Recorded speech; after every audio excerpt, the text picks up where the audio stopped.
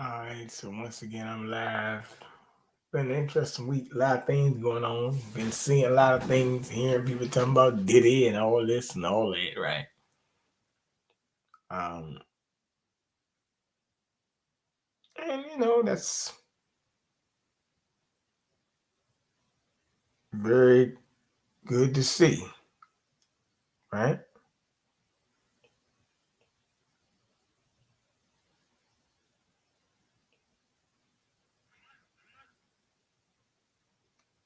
A lot of people don't really understand what's going on, and I guess that's fine. However, things have really been messed up lately, right? So I think people need to stop paying attention.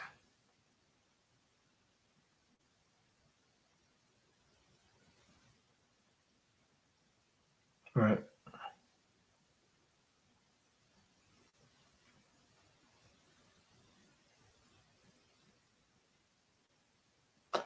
I got Frank Nitty coming on Shaq, maybe, I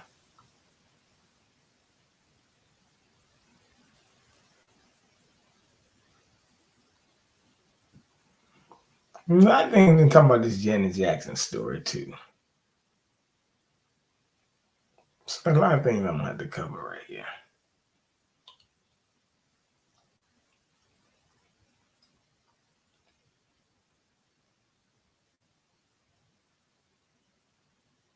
But so it's just interesting how this thing is going.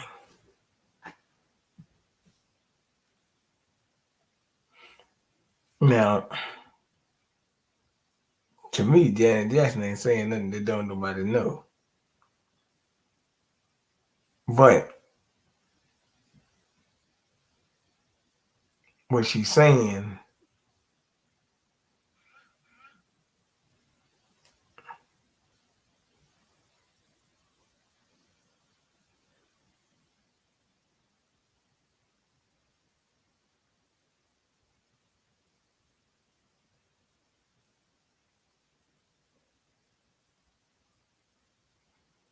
is that a lot of things is wrong. So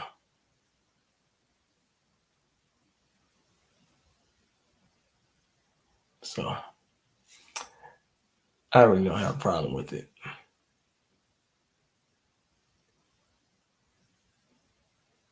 But it is what it is, right?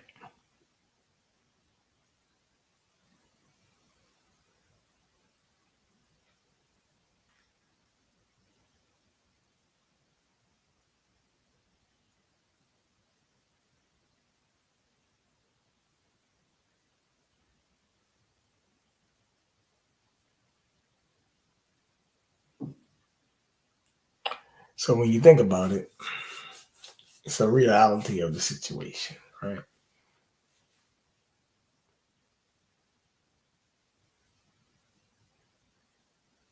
So that's the reality.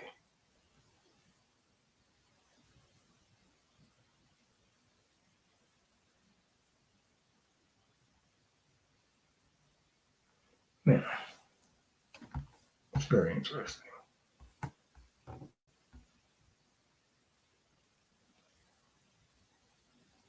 Americans have no idea what's happening right now in New York City. Over the weekend, the United Nations member states are gathering in the Big Apple at the UN headquarters for the historic Summit of the Future, as they're calling it. Their intention at this summit is to sign what's being called the Pact for the Future.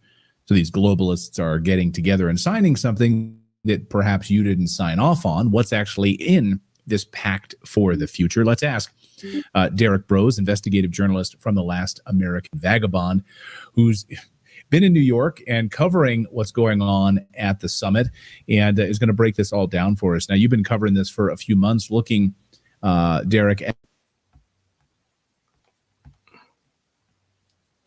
Hey, what's up? What up, what up, what up? Victor, what up, BJ, what up, man? Hey, what's up, Frank? What's up, Bernard?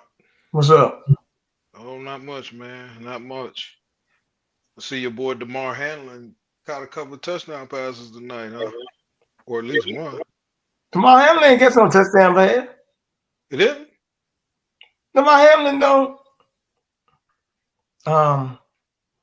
He plays safe cornerback. I mean safety. I thought he was out there on offense tonight. Maybe I was wrong. I saw something they was highlighting him. Well, I was gonna play that side out. Frank, all you had to do now, Frank, he talking about the Buffalo Bills game. Frank, without saying this, without watching the game, what you think? How many points you think Buffalo had? Buffalo? Yeah. Without watching the game? No, I'm saying without watching the game, just tell me how many points you think Buffalo had for the whole night. 33? No, a little bit higher than that. 47. Exactly. Damn, I should have said that first. Are you serious, dog? Come on, man. All game. All right. Now check this out. DeMar Hamlin had an interception, his first career interception. What do you think DeMar Hamlin's number is? His is 3, right? Yep. There you go. I mean, you ain't have to watch the game, no, this is all scripted bullshit. And they won 47-10. Interesting. It wasn't even a close game. As a matter of fact, it was bad. Now I'm gonna say this. Cincinnati lost to Washington, and now check this out. Now watch this. That's when DeMar Hamlin supposedly had his heart attack or whatever on the field, right? Cincinnati played Monday Night Football, and they scored 33 points and lost 38-33. But Frank, you're right. It was 47. And every time the Buffalo Bills played, the number 47 and this miraculous Hamlin clone or whatever makes a big play. Okay, he got an interception. Yeah. Okay. What I said touchdown. No, they made sure to let you know that he had an interception. Yes. Okay. It was an interception. It looked, the throw was so bad. I said, oh my goodness. I said, yo, it was Trevor Lawrence throwing the ball to them. I happened to see the replay of it. Somebody told me about it. But nevertheless, yeah, I was just saying, everybody got caught up with the psyops and all that stuff. They got caught with the did it thing and all this other nonsense. Even the girl Janet Jackson, who, as a matter of fact, said that she didn't apologize for what she said, but her spokesperson said she did, which is mighty funny, right? But yeah, I mean that's the way it goes, right? Now, what was it that Janet Jackson was supposed to have said? Because I was talking with Bishop this evening, and because I was telling him I didn't really know exactly what was going on, and he kind of gave me a little bit of what he knew. But what happened? It was a big interview she had with the Guardian, but she just basically talked about. She said that she didn't know. She heard that Kamala Harris wasn't black, and she didn't hadn't watched the news. She talked about don't matter how the election go. Basically, it's gonna be a lot of hell to pay. She talked about a lot of things. Now it's mighty funny. Tito Jackson just died last week, right? Now, one thing you gotta know, that thing with Tito Jackson may have been a plan, though, because Tito Jackson got a lot of real estate in Oklahoma. A lot of people know that. But no, but remember, they trying to cancel the Jackson family now. Well, they trying to cancel Janet Jackson to put it like that. Yeah. Well, Trump stood tall with Michael when he was going through what he went through. When they went after Michael about, the sexual molestation of those children at was it Never Land? That's what he called his place. Yeah. So but they going a lot of weird things going on. They're going after Michael. I mean, they're going after Janet right now. Yeah. Matter of fact, I might play episode for that, but like I said. Well, but Bernard, the thing is though, when you go off script, when you in the entertainment industry or the media, academia or anything like that, there's a particular narrative that you have to uh, carry. The stated narrative is what you got to carry. And when you go off script, then they come after you. So it's not surprising, I mean, come on, Janet, you're a black woman. You're supposed to stand with the black woman. How are you going to stand up and speak out against it? See, we're not allowed to be free thinkers no more. We're not allowed to support who we want to. You just had Hillary Clinton talking about people being civilly liable or even up to even prosecution, being criminally charged for what she called misinformation. And matter of fact, that's what they said about Janet Jackson. She got the right to say what she wants, but she cannot be spread misinformation. That's exactly what they said. So what's misinformation? And that's the problem. They are the purveyors of misinformation, yet but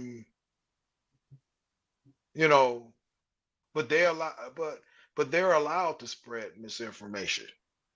I ain't gonna call it misinformation. They're allowed to spread their lies. Clearly. Plain and simple. I mean, they can lie all they want, which they have been doing. So they have. I don't know, Frank. It's crazy to me, man. It's an insane world. Well, I put it like this. I mean, like I said, I put them all in the clown category because all they were doing, the Trump so-called shooting, they did this shit. That was all a game because of what was really going on in the back door. And I'm about to play what's going on in the back door right now. This is what was going on, and it just ended today, as a matter of fact. Well, most Americans have no idea what's happening right now in New York City. Over the weekend, the United Nations member states are gathering in the Big Apple at the UN headquarters for the historic Summit of the Future, as they're calling it. Their intention at this summit is to sign what's being called the Pact for the Future. So these globalists are getting together and signing something that perhaps you didn't sign off on. What's actually in this Pact for the Future? Let's ask Derek Brose, investigative journalist from The Last American Vagabond, who's been in New York and covering what's going on at the summit, and is going to break this all down for us. Now, you've been covering this for a few months, looking, Derek, at the previews, the draft resolutions of this Pact for the Future. Why should we be concerned what these guys are voting on right now? Yeah, thank you for that, Clayton. So the reason Americans and really people all over the world need to know about this is because in minor resistance way, all of the major nations you would expect are on board. The Pact for the Future is calling for a few main things. The first part is to include an emergency platform, and this emergency platform would allow UN Secretary General Antonio Guterres to declare an emergency at any point. It's very similar to what we saw in the language of the pandemic agreement, the pandemic treaty, that people were resistant, but unfortunately there's less awareness about this. What the language says specifically, that if there are quote, global shocks, which shock multiple regions of the world, then they could invoke this emergency platform, which would give the UN more powers to act. Now, what exactly would come from that, we don't know, because unfortunately, we have seen 3 drafts that have been released previously, the most recent one on August 27th.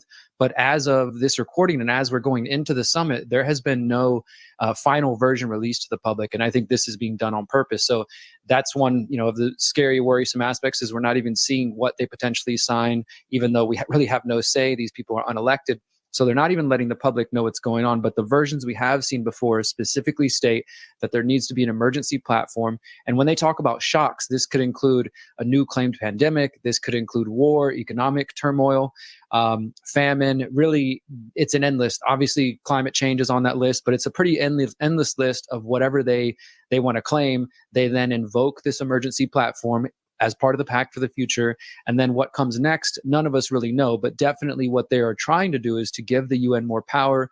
There's discussions around UN 2.0, that it's time to remake the UN because, we're at the 80th anniversary. We're nearing the 80th anniversary of the UN, and it's just not doing what it used to do. There's also, of course, this whole thing is a major push towards a global government. They don't like to use those terms. They prefer multilateralism or global governance. But at the end of the day, it's the same thing. It's a more empowered UN to act, to compel nations to do whatever they want. And so we might see some major steps towards remaking the UN this weekend as well. And then the other important aspect that we can get into further is the financial aspect. They keep discussing the need for a new Bretton Woods moment. And of course, Bretton Woods is the post-World War II creation of the International Monetary Fund, the World Bank. Those are known as multilateral development banks. This language of the draft definitely says we need to empower and to increase and to transform these multilateral development banks. And for those who know the history of this, or if you've read John Perkins' Confessions of an Economic Hitman, you know that those banks have been used to rob and extort third world developing countries around the world for decades now and get them in debt and take their resources. So they want to inject more financial resources into this. And part of that as well is to transform the financial system. In my view, this is just another step of the Great Reset that we saw announced in 2020. I took two things that I love, dancing and dogs, and I made them into a successful business. Hi. So many things to unpack here, Derek. I want to let's touch on the financial piece of this. I think you're absolutely right about this. As we see this past week, of course, the Fed rate cuts in the United States, this is the decline. This is really, to my mind, the end of the Bretton Woods Agreement in a lot of ways. You're seeing, of course, the moves towards BRICS currency right now move away from the United States dollar as the hegemonic power to use the IMF, the World Bank, to bully nations around the world. And a lot of countries have had enough of this, and they're moving away from this. So it'd be interesting to see the players behind the scenes here at the United Nations, who's trying to push and make this push for maybe a Bretton Woods Agreement 2.0. Is it the United States? Is it Russia? Is it Brazil? Is it the BRICS nations? I think this is a really interesting piece of the puzzle here. What do you make of that?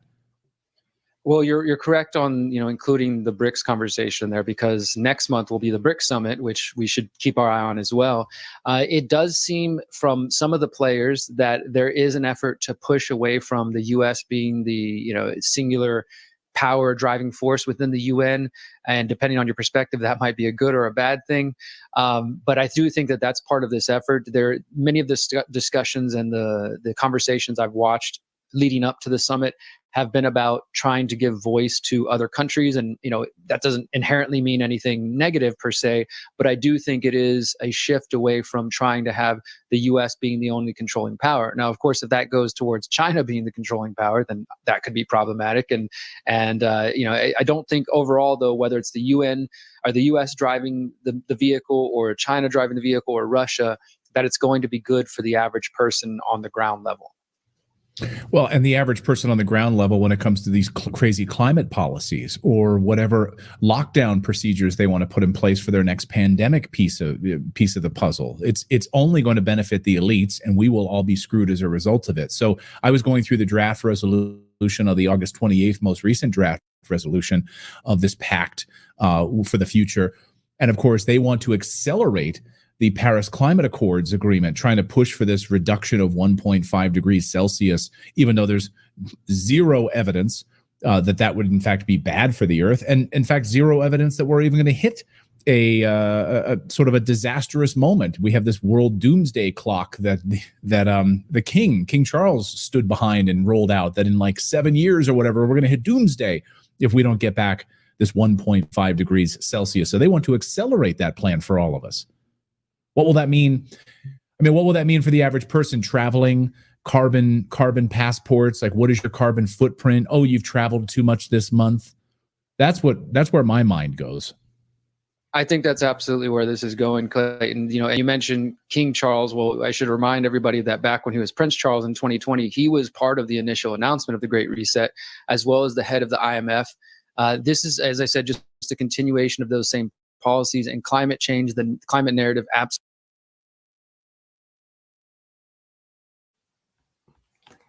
So I just wanted to bring that up. That's all been, all that stuff you saw last week, all that was a distraction for this. This is what was really going on. Right there in New York City, or New York City, as I call it.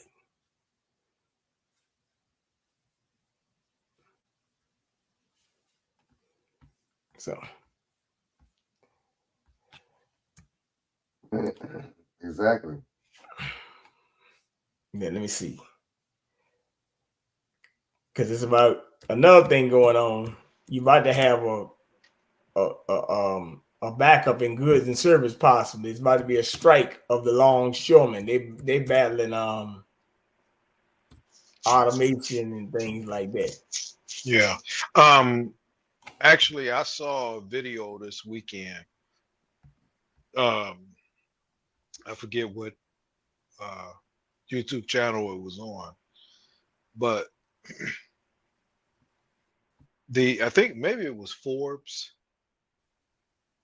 Uh, but well, nonetheless, there were a group of Republican The nation's congressmen, people in Congress on the Republican side, who were just talking about this very thing that was going on with this so-called treaty with the World Economic Forum or the United Nations or something like that. And you know, they were calling for pushback. Now, you know, was it just a stage show, or are they sincere when they say they are trying to warn the American people about what's going on? I mean, I like to think that they were sincere, because at the end of the day, like you said, Bernard, you know, everything that we've seen happening over the last week or two, you know, is really just a sideshow to camouflage what's really going on. And so they're accelerating this thing. They are accelerating. I was listening to Anton Daniels on the Millionaire Morning Show. Shout out to Anton, because I like his content. You know, he posed the question: is this it for us?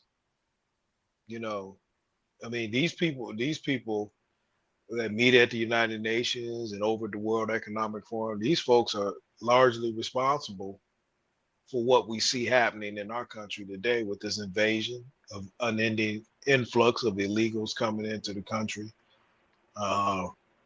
You know, so it's all plotted and planned. You know, it's still But too actually, many of our people with asleep the back there. immigrants, is more the Catholic Church. It ain't the the UN got something to do with it too, but more Catholic Church pushing that. Yeah. I As a matter of mean, fact, that's we got a church despicable. down here that's I think they were giving out some stuff to the immigrants, something like that. I think so. But You yeah. know, now let me say this real quick, Bernard, and I'll let you move on. You know, the whole thing, as we look at it, they want to make it that as though we're people in this country don't like immigrants. And it's not so much, it's not that we don't like immigrants, we just don't like the invasion of people coming into the country illegally. And this is exactly what these folks doing. And the worst part about it is, you know, I'm trying to understand how so many of our people still will vote, you know, for Kamala Harris, knowing that she's the one that, you know, well, she spoke out about the temporary protective status for the folks from Haiti. You know, here in, like I said, here in Ohio, what is, they say 15, 20, 30,000 people were brought in because they come to do jobs that nobody wants to do. Well, but is there that many jobs available in Springfield? Let me say something about that. Those Haitians are from those Haitians actually from Mexico and Canada. You know something? As a matter of fact, both parties got a hand in it. Donald Trump and Biden, because when Trump redid that USMCA thing, that actually put they started making those factories down there, and that USMCA was like the renewing of that NAFTA deal. and that actually put the lot of Haitians in there, but because those Haitians ain't even from Haiti. That's another thing that people should be worried about. Those Haitians are not from Haiti, man. What's going on in Haiti is the Biden administration sent mercenaries over there from Kenya. Those Haitians actually was coming over here to work anyway, because a lot of people with their USMC, that was a trade agreement between United States, Mexico, and Canada. So that's the NAFTA. Yeah, that's that we're doing a NAFTA deal. So actually, who did that with the NAFTA? That's Biden and them that did that? That was it was Trump. Peace. I told it was Trump. That was Clinton. Clinton did the NAFTA deal. Yeah, and no, but Trump reconstructed in 2018. He did the USA, Canada, Mexico agreement. Right. Yeah. He reconstructed it, and right. Part of the reason why was because so much of the manufacturing in America left the United States for places like Mexico and Canada, and then you think about the imposition of tariffs, where if we made products and we sent them into other countries, well, then they were charging us large, they were imposing, 15, 20, 25% tariffs on our products going into these other countries, while those countries were making products, taking our manufacturing from us, creating and making the products there, and then shipping them back here at 5% tariffs. Right. So, that's the way I understood it. Now I could be wrong, but the way I understood it, that was kind of what was going on, because Trump pretty much told China, hey, you making stuff there. Oh, Mexico, you making stuff in, you took our industries and you going to sell it back to us. Well, there's going to be a 25% tariff imposed. That's why, if you go back and you think about what happened in Mexico, when they were laughing at Trump, when he was talking about them building the wall and stopping the invasion, that was one of the things he did. He said, okay, it's funny, 25% tariffs on the products coming into the United States. So then the representative from Mexico went and made a phone call, because they were saying the dude literally laughed in Trump's face. And then when he imposed that 25% tariffs on their products, if they didn't get their stuff together, and dude came back and said, okay, we'll do whatever you want. Yeah. So I mean, we got to have trade with these countries, but yeah, the only thing I was saying was that USMCA actually is part of the reason why you got them Haitians working in factories. Yeah, because those Haitians are from Mexico and Canada. That's all I was. But how many jobs were available down there, though? I mean, it wasn't no 15, 30,000 jobs available down there. No, I didn't say that. That's insane. But see, go ahead. This is what it is, Vic. What's going on, Vic? What's up, man? What's going on, baby? But what's up with it? This is what Trump was saying. But see, people take stuff out of context and don't. He was saying that, hey, this administration, I left it in good hands. Y'all are benefiting for some of my policies, and y'all effed them up. That is one of them. Yes. And they did it intentionally.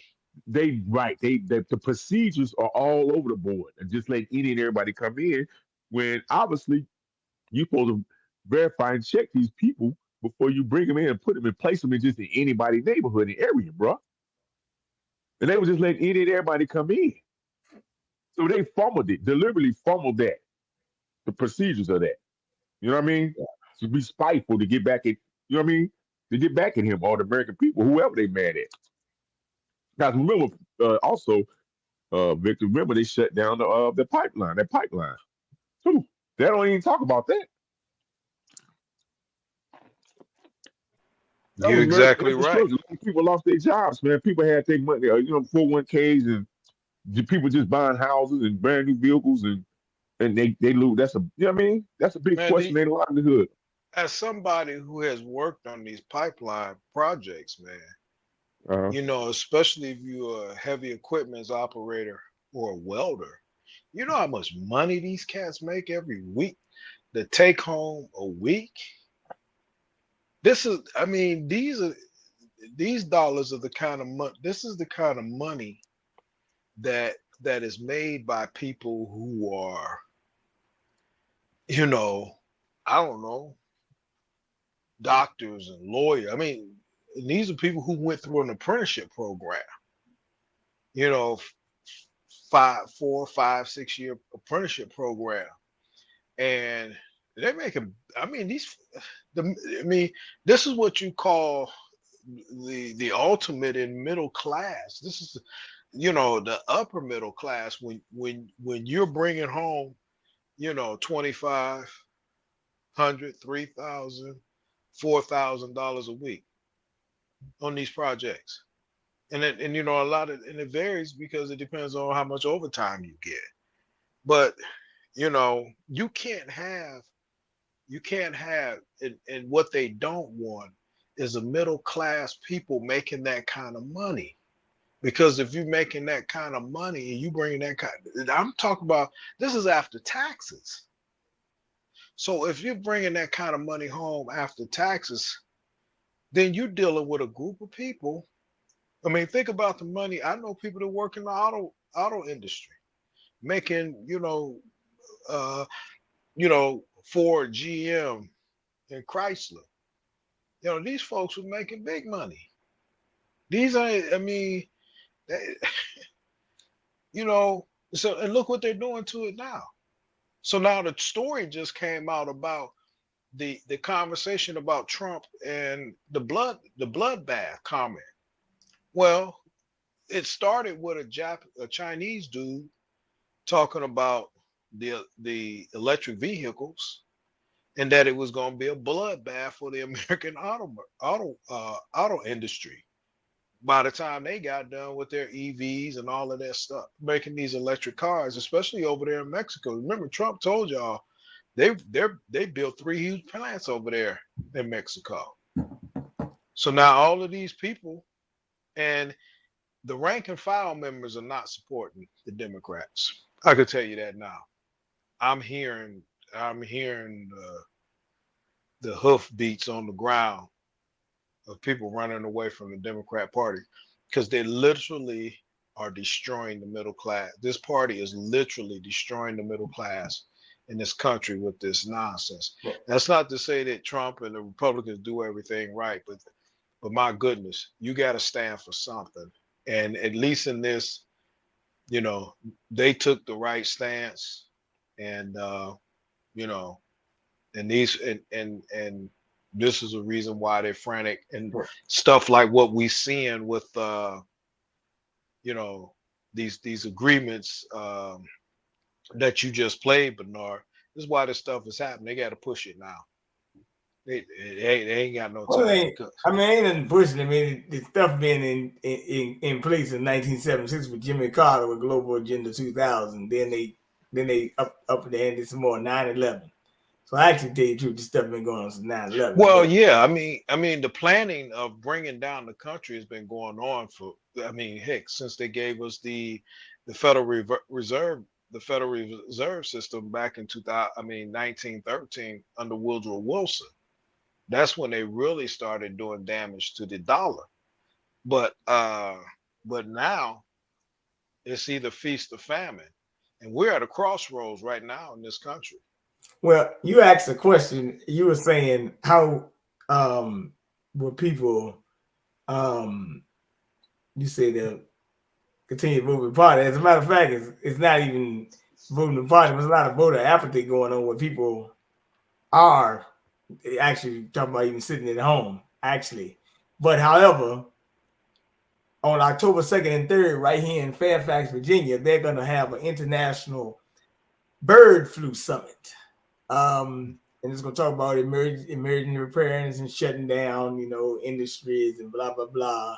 And they trying to roll this bird flu summit out because that was the UN conference. I ain't even get to the bird flu. Well, yeah, I did get to it one time. But they're going to have, and most of the panels women, by the way. I showed you the Chak, International Bird Flu Conference, October 7th, 2nd through third or fourth up there in Fairfax, Virginia, which is probably about an hour and a half from here. It's up there, like, so they're gonna have their conference. That's talking about emergency management strategies, basically procedures on, what to do in a pandemic, kind of like. So that's the other thing that's going on October.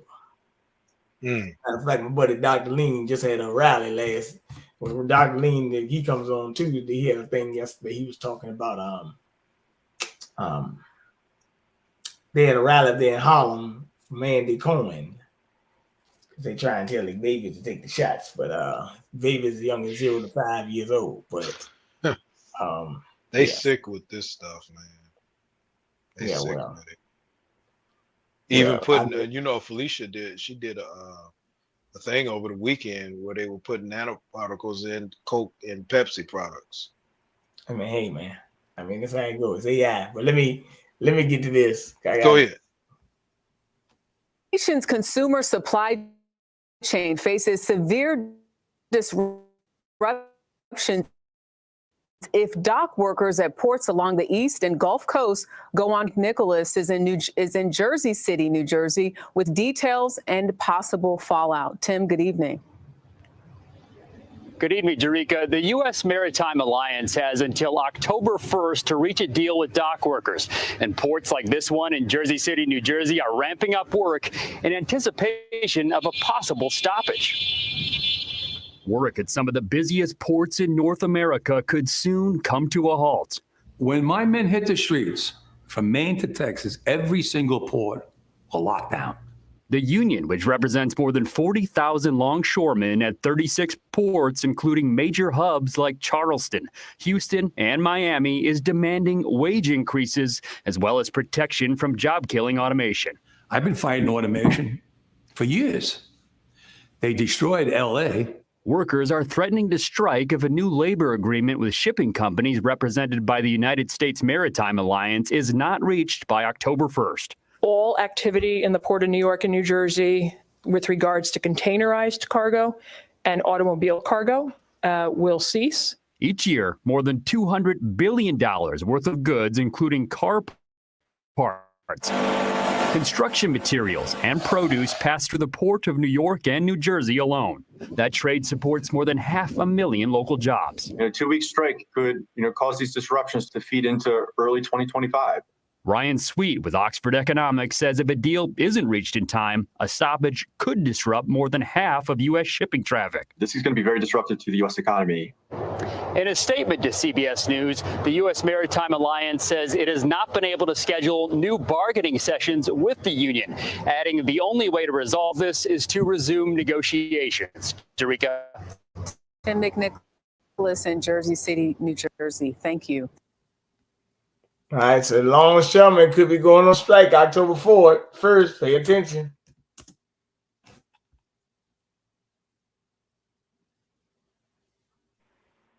Yeah, well, I think this is the script again.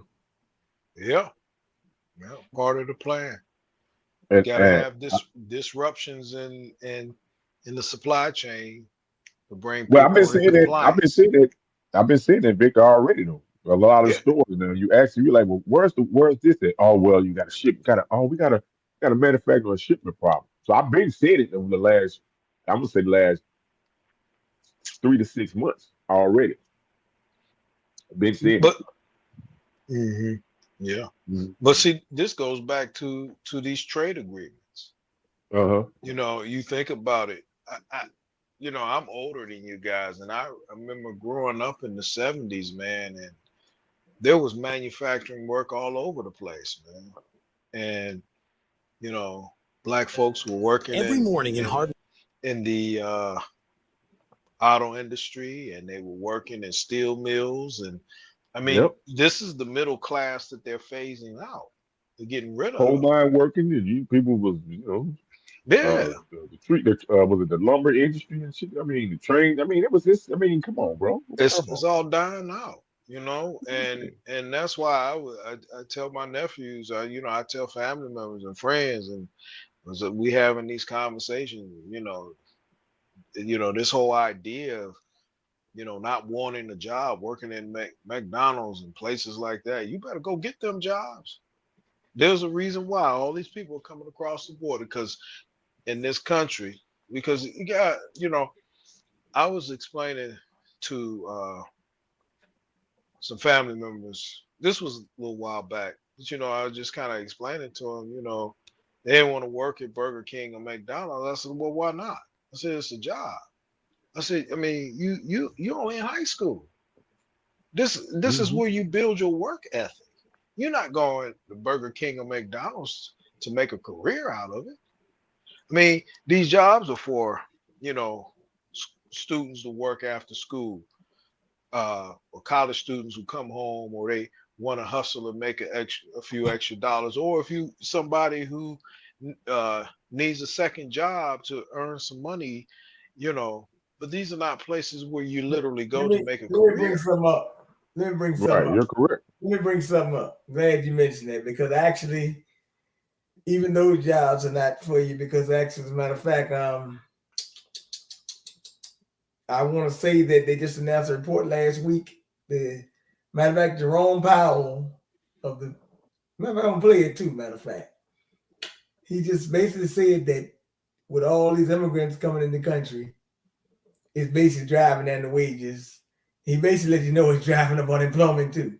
And as a matter of fact, they just released a report in August. They just told you they've more foreign workers been hired in this country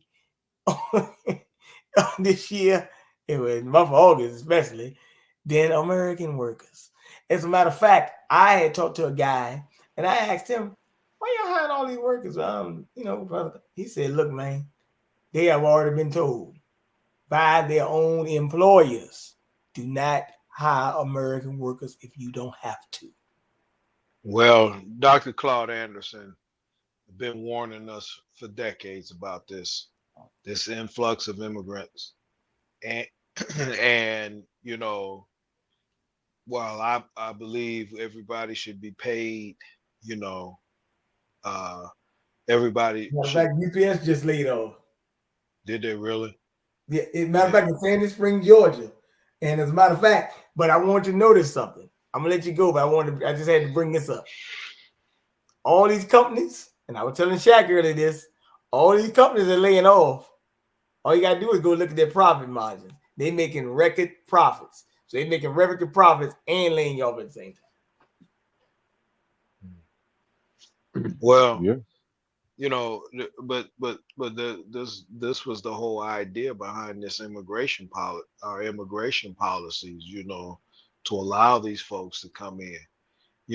What's happening in Springfield is happening in Aurora, Colorado, is happening all over the country, and the entire culture is going to be changed, and you're going to be going into these places, and you're going to be a lot of people who could barely speak English that'll be working in these places. There's a dude named Terry Anderson, and his interviews is on YouTube. He's deceased now, but he was originally from California. I played this clip about immigration. He grew up in the 60s in LA. And he started talking about how he started seeing the shift in terms of the demographics between Black and Hispanics. And he said by the 80s, it was really being ran over.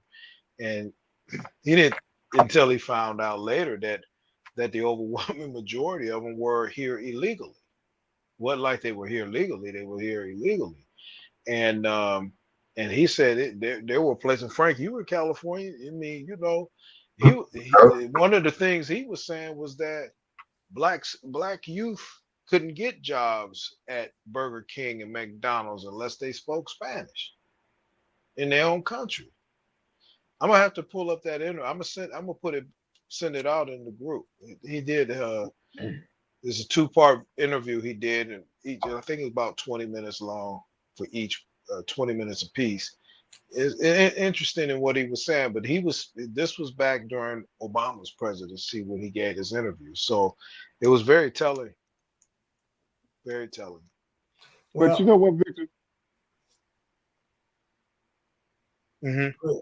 I want to see what's interesting because you brought up these jobs like the fast food industry and the restaurant industry and stuff like that, low paying. Now, when we was growing up, you had to take an aptitude test just to work in. I can never. I ain't talking about filling out. I'm talking about filling out the application, and you had to take these tests for fast food. So I'm curious of how are these illegals. What is their process of them hiring them? Do they have to take these aptitude tests too? Probably not. Because we had to take tests just to work for McDonald's and White Castles and some of these restaurants, man. You had to take a test, bro. Well, even you know what I mean? Yeah. Probably. I'm just guessing. I don't know for certain, but I would think that they would do something like that when they're trying to make it difficult for people to get jobs, or there's so many people applying for particular jobs that they got to weed people out. And like Bernard was saying, now maybe one of y'all was saying that they're making it very clear not to hire Americans if they don't necessarily have to. They got automation. So actually, as a matter of fact, the immigrants even are used for purpose, because right now the immigrants even used for purpose because they're just temporary replacements for automation. As a matter of fact, that's what's going on with longshoremen. They were trying to have automated cranes and stuff, and one of the things they were talking about is they don't want automation to take human jobs. That's what they were talking about. Right, exactly. I get that. You know, I can only imagine how much a crane operator that works on these docks out there, how much money they're making an hour. You know, these cats probably making $45, $50 an hour. Right. I know in the construction industry out there in the field, you know, a crane operator, you know, he guaranteed 8 hours. He running an 8-hour machine, which means if he go to work and go to work at 7 and they send him home at 7:30, they had to pay for 8 hours. You know. But this is what people when black folks make these complaints, they be viable complaints because some of these jobs and careers, man, like I just said, you have to take aptitude tests, man. So I'm interested to see even like merchant seamen, like you talking about crane workers, what is their process of letting these immigrants? Is they lowering the standards? Obviously, they got to be lowering the standards for them to get these positions because they make it so hard for you to get it. You got to have, high school diploma, and sometimes you got to have previous experience, and you know what I mean. Let alone the application, you got to fill out. Make sure you put all your history on there. Make sure you got the right chronological dates of your residence, and they can go back 10 years. And so I know they ain't got that information. So how the hell they complete these applications for the requirements? I guess all they got to do is be a foreigner, an immigrant into, whether you legal or illegal. All you got to do is be one of them, and this is you qualify. But see, this goes back to education, and we hear Bianchi talking about education all the time.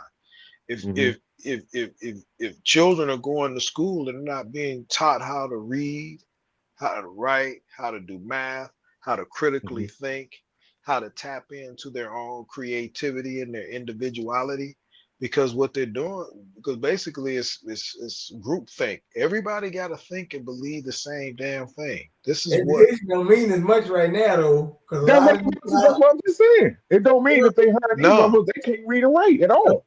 But they don't want you to be able to read or write either. Well, I agree with that. I understand. Let me say this before I move on to this guy, Mark Roberts in North Carolina. I want to bring this up.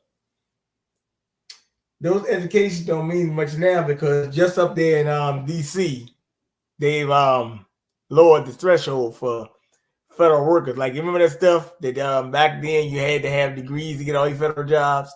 Not anymore. Actually, to tell you the truth, You can get those jobs that they told you about getting degrees and go to school 4 or 5 years.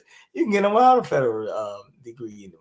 But see, they add all these requirements, like you say. But people, man, that's my great grand. They didn't have to have all that over educated shit to work these some of these career fields, man. But they added all that extra stuff that you had to have all these degrees and all this. You got to take 6 damn different maths in the curriculum and shit like that. Come on, man. That's over. That was overselling education, dog. Overselling it. When you gonna if you got the basics, you've been going through from preschool, from elementary school up to high school, at least the first year in college. Bro, you know how many math and science you took in English and you took out?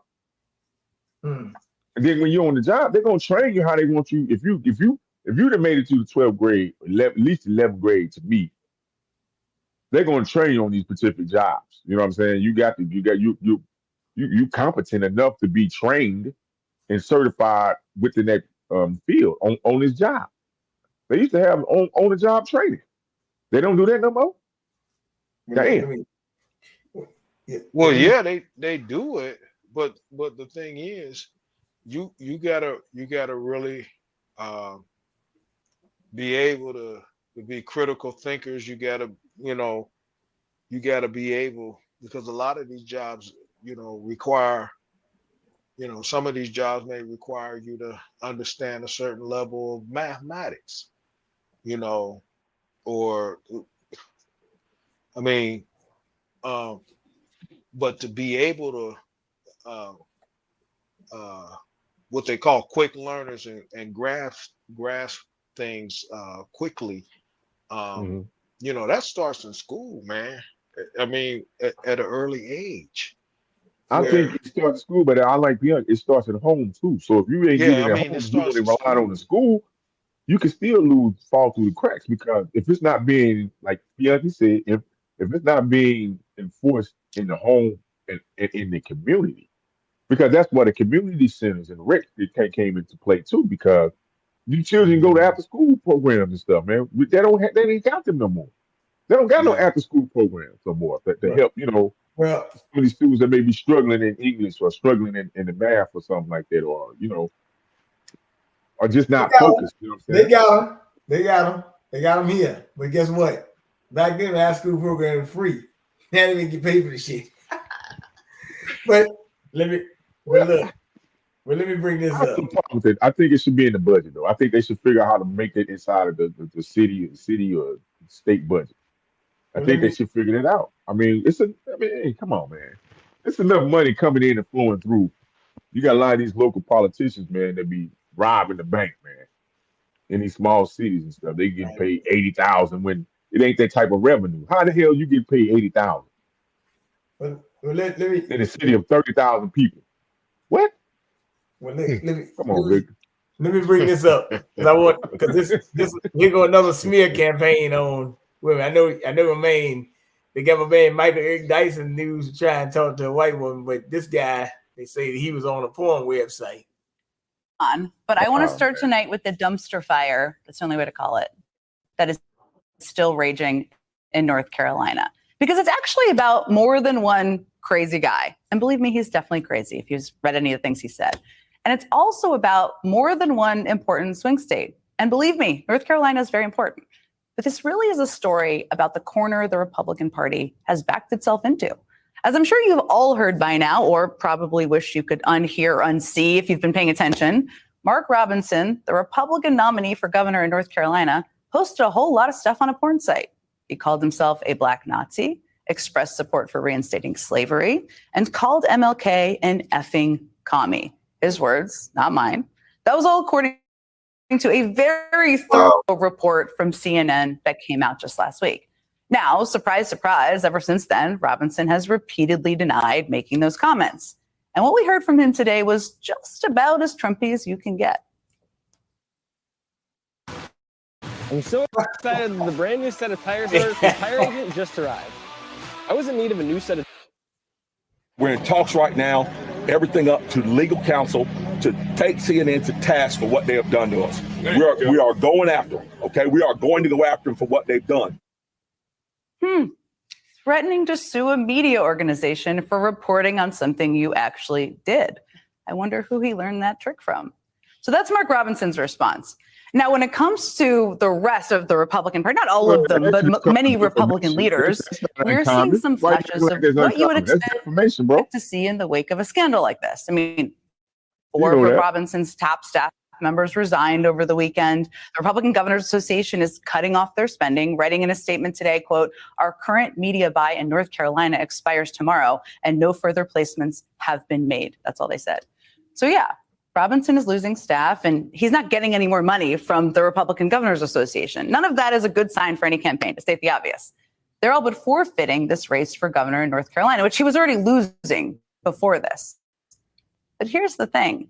Even as staff abandons him and the money dries up, no one is speaking up forcefully as to why those things are happening, even though it's quite obvious as to why those things are happening. There was no condemnation of anti-Semitism in those statements from staffers or the RGA, no denouncement of the self-proclaimed Black Nazi comments, and there has been no denouncement of any of that from far too many leaders of the Republican Party. I mean, Donald Trump, who has absolutely zero self-control whatsoever, I think we can all agree on that, just spent the last few weeks waxing poetic about pets, who defends the indefensible every chance he gets. That guy did not mention Robinson once this weekend during a rally in North Carolina, of all places. His running mate, J.D. Vance, did manage to say something about all of this while really saying nothing at all. Do you believe him that those were not his posts? I don't not believe him. I don't believe him. I just think that you have to let these things sometimes play out in the court of public opinion. I don't not believe him. I'm wondering if somebody wrote that down as a talking point for him. I don't know the backstory, but not to worry. J.D. Vance took another crack at it today in North Carolina. What he said or didn't say is ultimately between him and the people of North Carolina. The people of North Carolina are going to make that decision.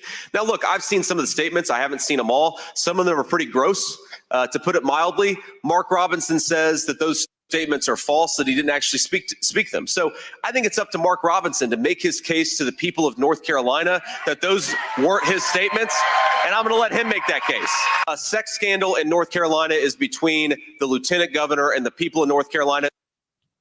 A sex scandal? I mean, it wasn't a porn site, but there was no mention of the Black Nazi stuff or the praising Mein Kampf stuff, none at all. And then the profile continued today with House Speaker Mike Johnson. When asked if he supports Robinson, a man who never misses a moment to talk about his faith and how important it is to him, a man who has spoken. Go ahead. Who is she? First of all, what publication is she reporting from? She on MSNBC. You know what she on. See, this is the rhetoric because old boy spoke in legal terms because you can what judge always say? You can be held for defamation, bruh. You can be liable for defamation. So because y'all think y'all got a free media pass, okay, you can say what you want to say. You do have freedom of speech to say what you say, but that don't mean there's no repercussions in the court system, in the judicial system. So old boy J.D. Vance was right. I'm not going to speak on that and then y'all get me tied up in that in defamation lawsuit. Hell no, y'all handle that. Nah, because y'all cool with slandering people. And you mad because a man want to defend himself off of slander? This is the problem, Victor. Yeah, it definitely is, man. You know, these people on the left are lunatics, man, and you know they are always throwing the rocks and hiding their hands. You know, they're the first ones to do it. You know, whatever he did or supposedly did on the post. See, when this is a thing I learned during Trump's first presidency. Y'all go back and y'all remember. They were talking about how he took Dr. King's bus down. Oh, it was all over the media.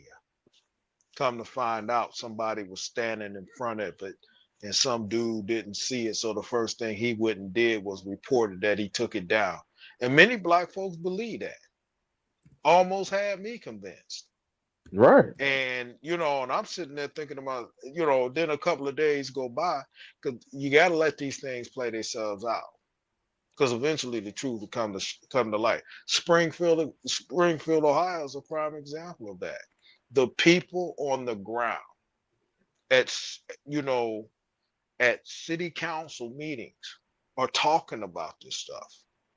So, but the media, they're still going to, whether it's true or not, the objective is to make it look like Trump was crazy during the debates for bringing it up. And, but when you have the people on the ground saying that it's happening, then, who you going to believe? Now, that's not to say that the people won't, there's, the people are telling the truth all the time, but these were intense conversations or people giving their opinions or speaking their voices at these city council meetings, So, I mean, but these are dirty tactics that they will play. I mean, I feel bad. I mean, it's a bad thing if this was something he actually did, but I'm not gonna cast judgment, especially when it comes from these folks, until let it play out for a couple of days, see what happens. If it goes away, if it goes completely away, then they was fake and they was lying about it. And they force him to step out of the campaign, which is what they want. He's a threat to them. So we got to get him out of there, like they did Herman Cain. I'm about to say the same thing. Just sling mud, and you're right. Yeah, some people can't take the risk of that slander. You know what I'm saying?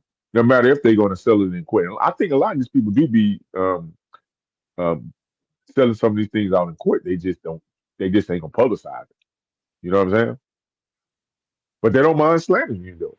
Right? They'll They don't do it mind and get away with it. Yeah.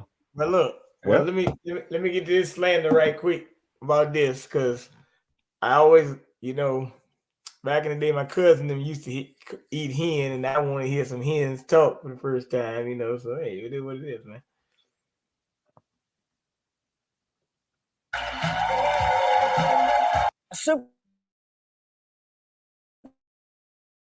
Superstar Janet Jackson, just most of the focus is on when she was asked her thoughts on VP Kamala Harris possibly become the first Black female president.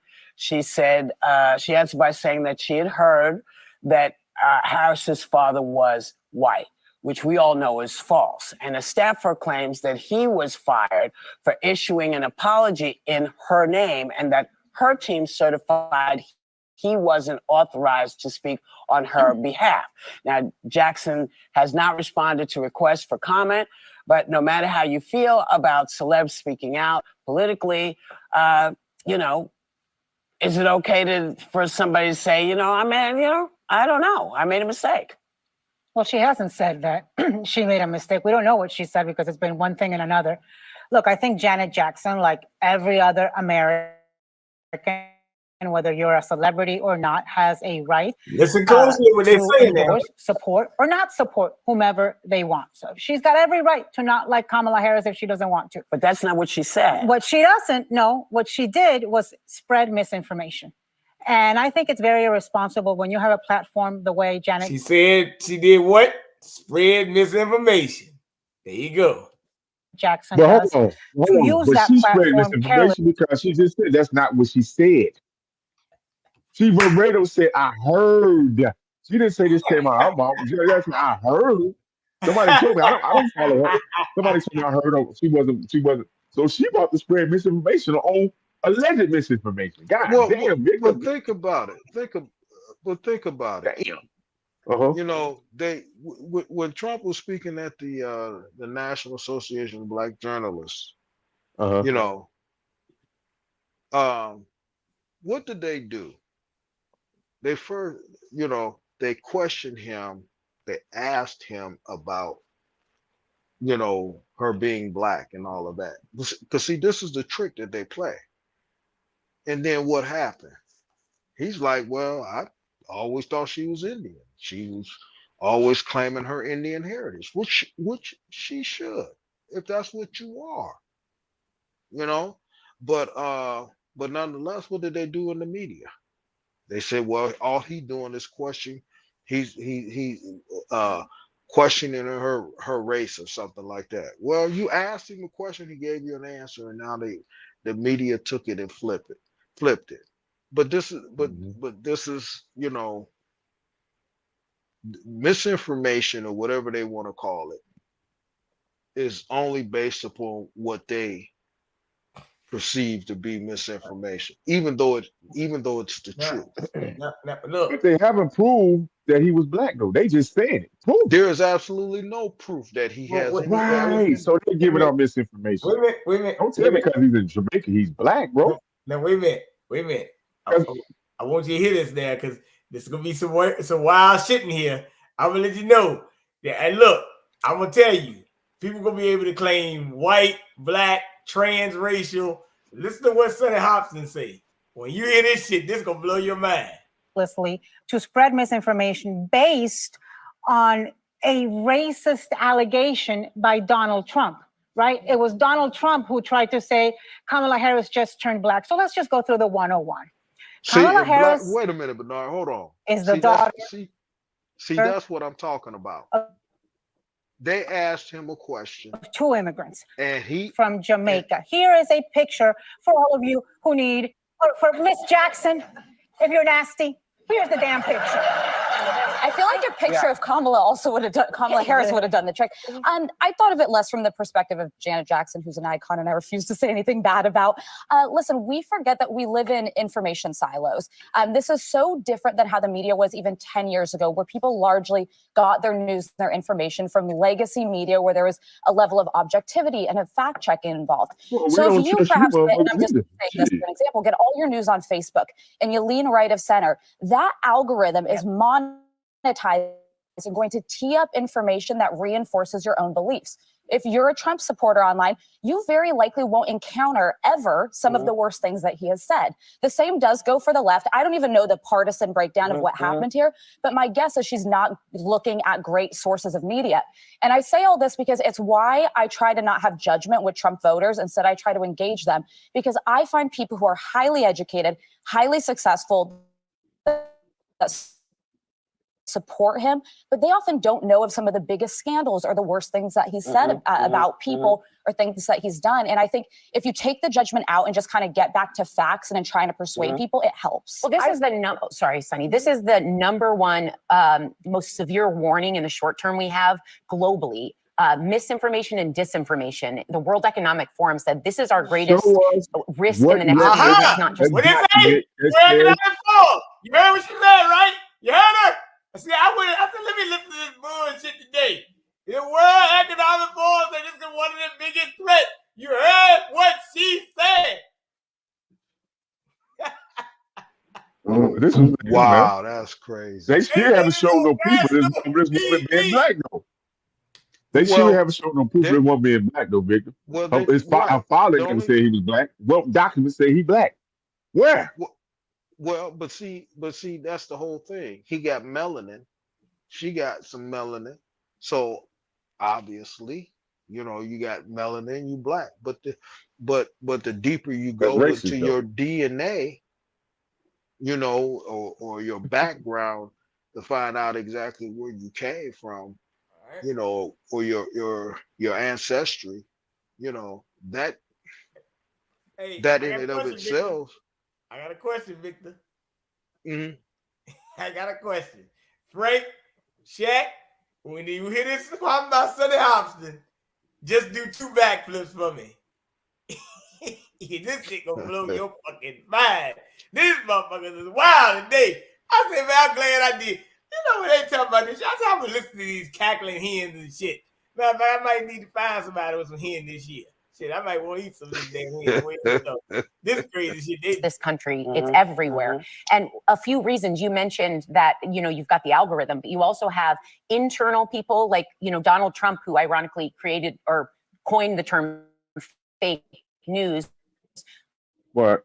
It's amazing how many times people use Donald Trump. And on the daily, it seems, Perpet recently learned of Russia paying millions of dollars to content creators to keep them doing this.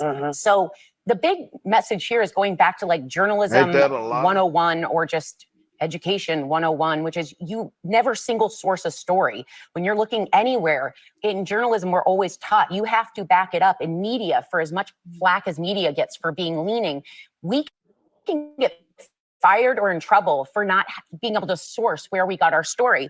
But the other part of this story that bothers me is the whole identity issue. The fastest growing group in this country is multiracial individuals, not multiracial individuals. So asking people, what are you? My biracial friends always struggled with, they weren't white enough or they weren't black enough, and they were always left in the middle. The middle is where the world is headed. And so we need to be more open about people's identities. Wow. And what they identify as, and have some grace. I feel like you get to identify yourself, and being one of the multiracial people here at the table. Well, she didn't I will say this. I would handle this. She didn't ever call herself black. And that is to give it no air. And she just going with the script. I think Kamala is breaking barriers just by being in the room, regardless of whether Janet Jackson thinks she's black or white or Indian. The very fact that she is in the room deconstructs, in my view, the alleged societal norms that we've seen in the nearly 250 years of this country of what a presidential candidate looks like. And so I think that is what matters most. And she's a goddamn lie. I also think she's a damn lie. Biracial or she's a damn lie. She's a lie, bro. Get That's to misinformation. identify yourself in any way in which you choose to identify yourself. Now, she has identified herself as a black woman.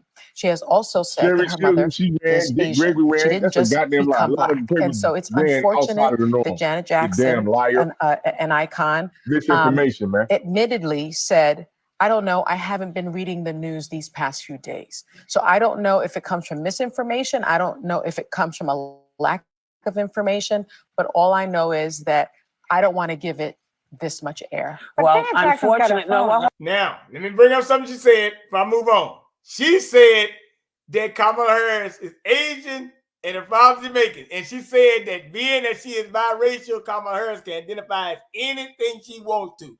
That's what that woman just said. You heard what that woman just said. And she said, you biracial, you can identify what you want. Well, damn. People can identify dogs, cats, and everything else. Yeah, multiracial. Well, technically you can, but don't mean you ain't gonna get no pushback from don't mean you ain't get no pushback. But when she said that Kamala Harris, she broke the barriers and she's the unusual candidate, president candidate, and that's a lie, because we had Sherry Chisholm that ran for president, and Dick Gregory and other people.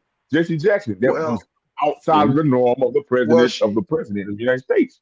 Right. She's a liar. Well, she is unusual because she's the only one that got to this position without even being voted in. So that's unusual. That is unusual. Itself. But the problem here is the mere fact that she's black when it's convenient.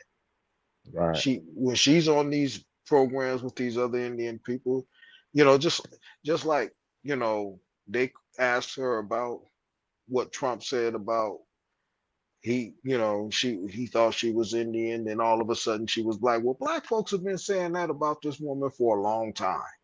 He didn't say anything new. He didn't say anything that was, out of the ordinary, particularly in amongst our community.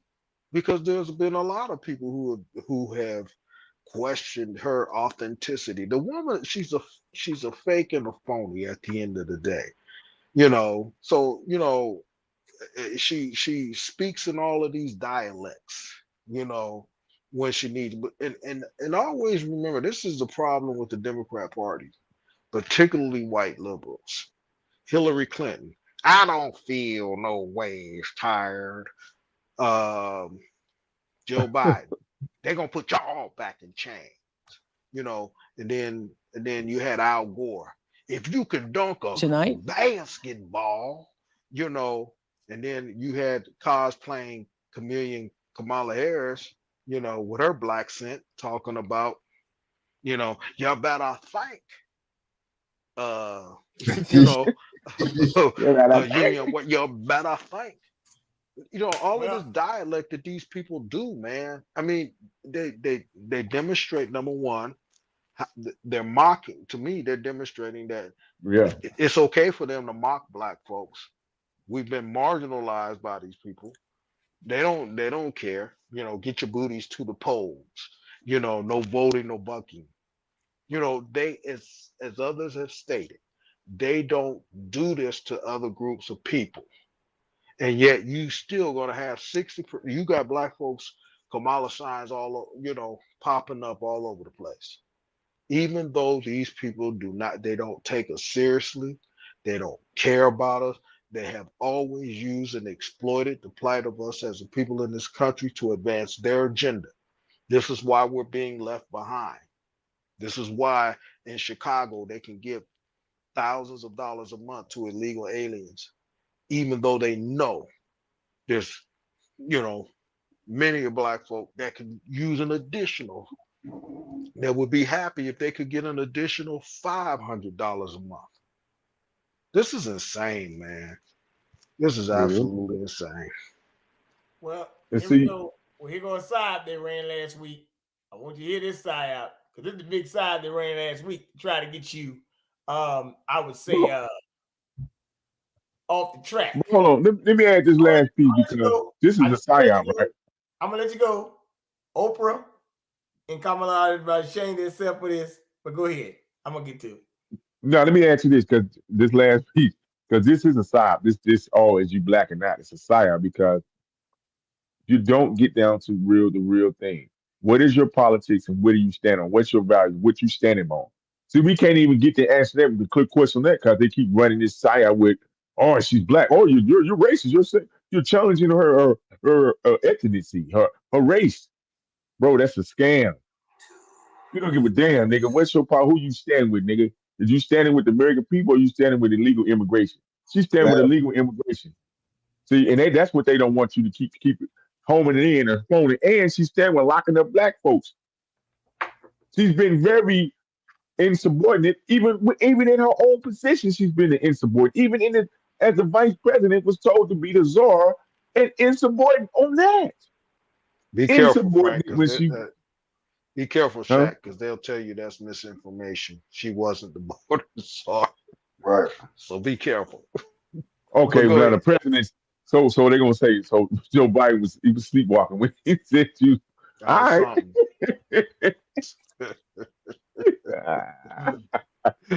Well, let's bring this up. Okay. This is the abortion story that ran last week. Yeah. To speak out for the first time. Ms. Jeanette, what do you want us to know about Amber's story? Initially, I did not want the public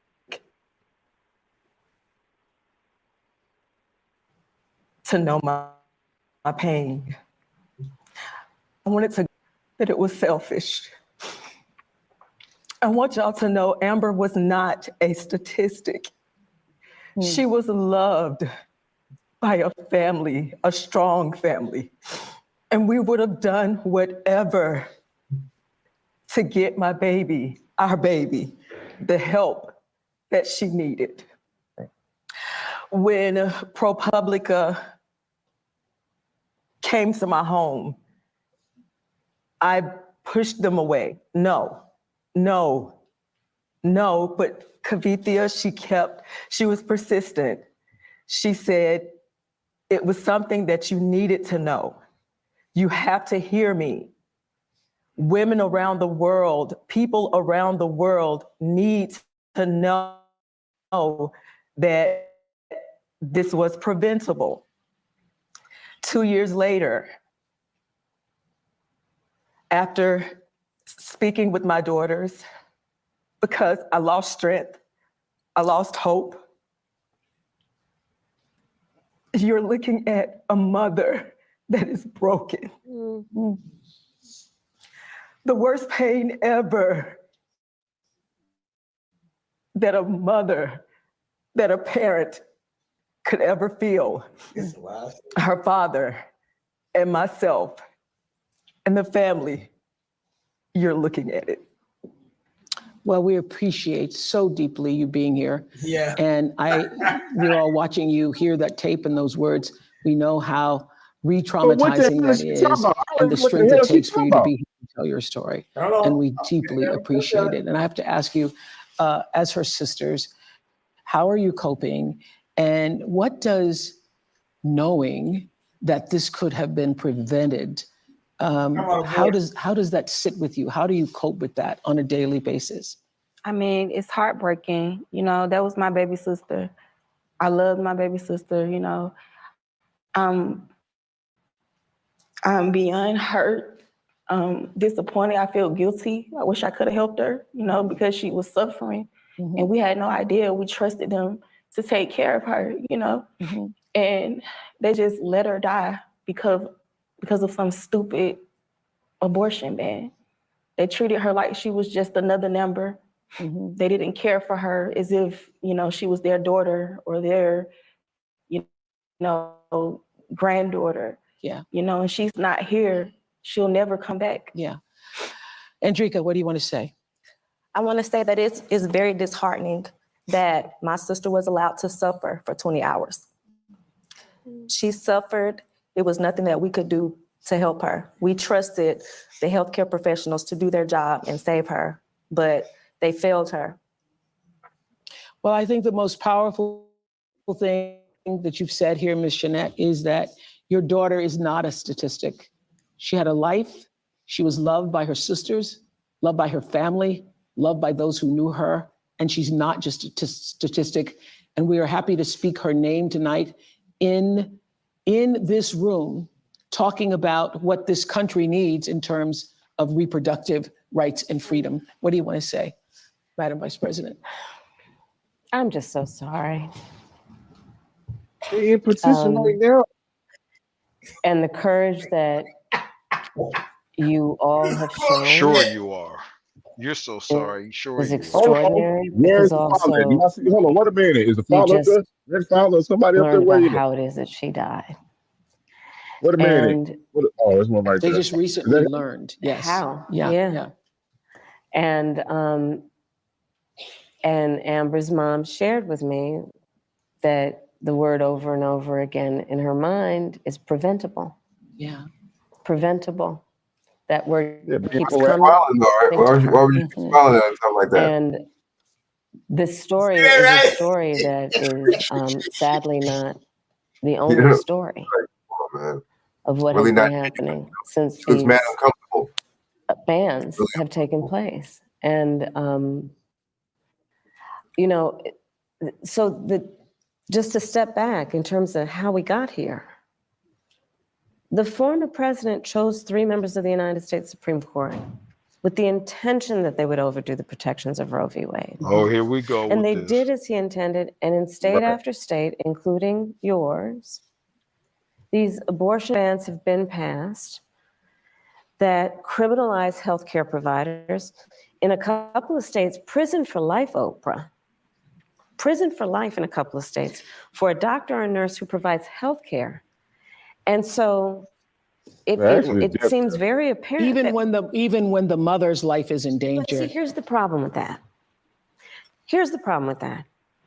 So is she on death's door before you actually decide to give her help? What state that's got this in their law? That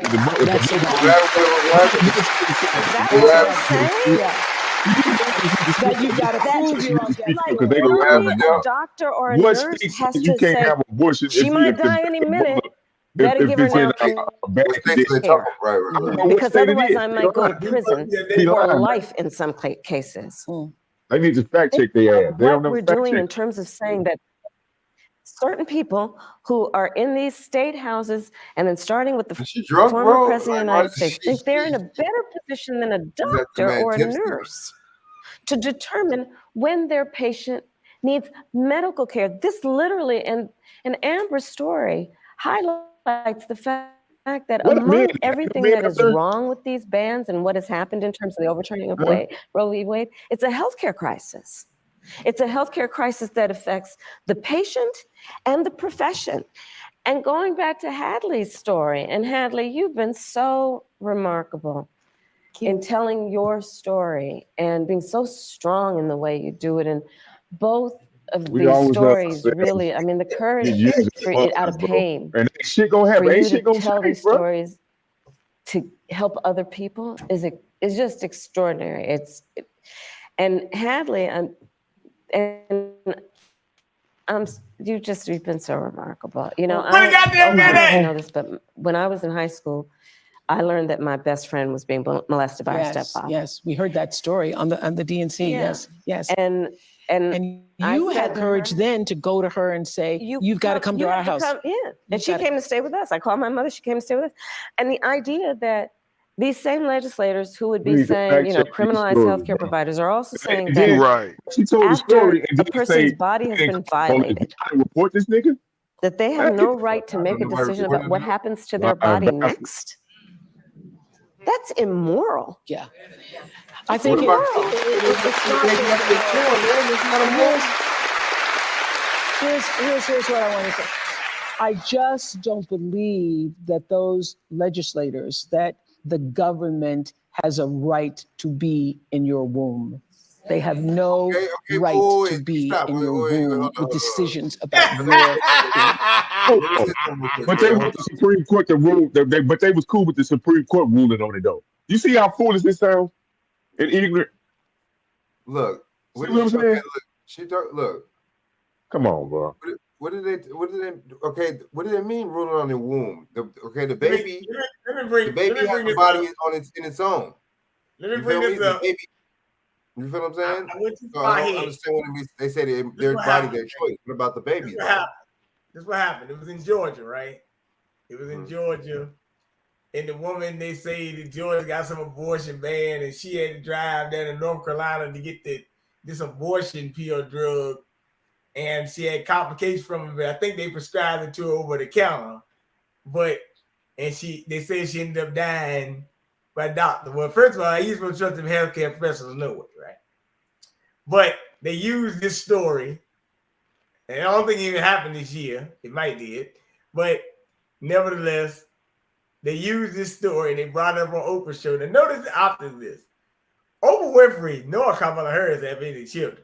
Notice the opposite of this conversation. Now, Right. Right. That's birthday. But ain't no man up there though. Where's the fathers at? What a grandfather, uncle, somebody up there? Damn. Wasn't it? I think it was Angela Stanton King that actually covered this story, and that it wasn't the fact that she died because of the abortion. She actually died because of the medication that she took. Yeah, that's right. It was the medication that she took that killed her. Now look, I don't know how true that is. You know, I mean, Angela had been out there fighting this battle for a long time, so you know, I think she got some credibility in terms of the pro-life movement.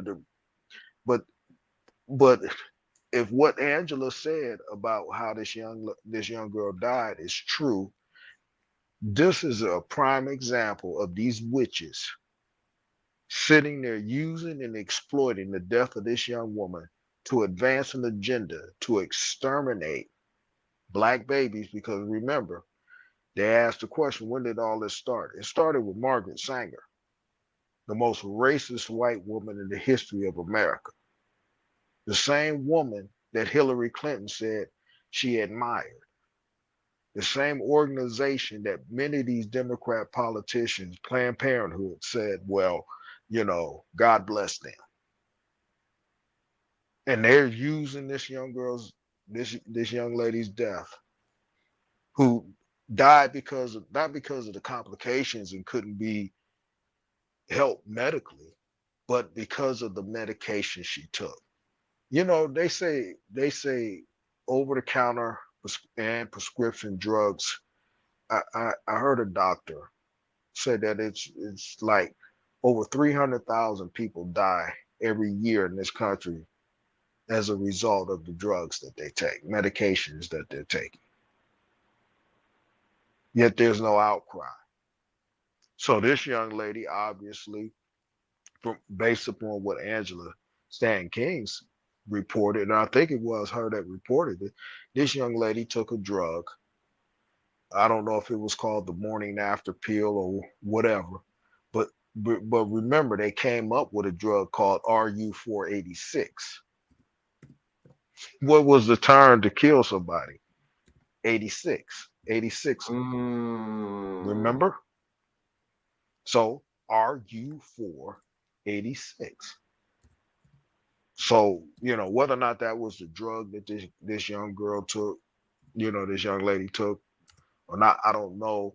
But if this is the case, that she literally died from the drug that she took to terminate her pregnancy, we just sat and watched these women, Oprah and Kamala, exploit her death to advance an agenda to kill babies, in so particular, according to Margaret Sanger, black babies, because she stated that the overall purpose of her organization was to exterminate the black population. Now they're trying to tell us, well, white women get more abortions. That wasn't the case. That wasn't what they were saying 5-10 years ago. They just started saying all this stuff recently. No, but you know what though? But that's not a bad statement though, because a lot of them are, and I'm gonna tell you why. Because when you was on the Supreme Court hearing, when they was at the Supreme Court, white woman came right out and said and tell you this is a victory for white life. They ain't saying about you. So they ain't care about you aborting your baby. That was about them. Well, they just use us for the optics because absolutely.